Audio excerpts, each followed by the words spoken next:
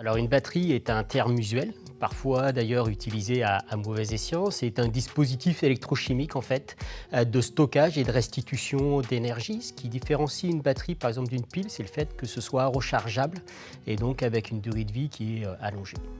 Des exemples, on en a partout dans notre quotidien, rien que sur moi, ma montre, ici à côté, le téléphone, la cigarette électronique, ça fait vraiment partie de notre quotidien. D'ailleurs, on estime que c'est environ 15 batteries dans un foyer sur l'ensemble des usages que l'on peut avoir.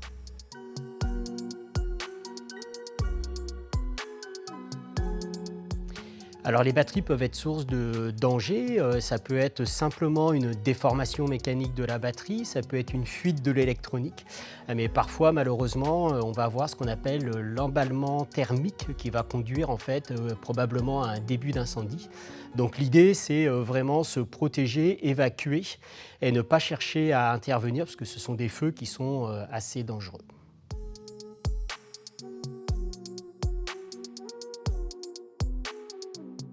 Alors en cas de danger, les bonnes habitudes, ça va être déjà d'utiliser les bons chargeurs, les chargeurs adaptés. En cas de changement de la batterie, c'est mettre une batterie adéquate qui est bien certifiée.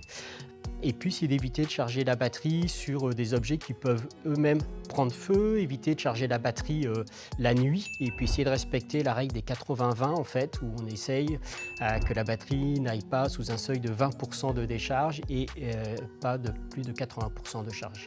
Et une dernière préconisation que l'on peut faire en cas de danger, en fait, pour se protéger, c'est d'éviter de charger notamment sa trottinette électrique ou son vélo près d'une porte de sortie, puisque s'il y a un emballement thermique, on ne va pas pouvoir sortir du logement.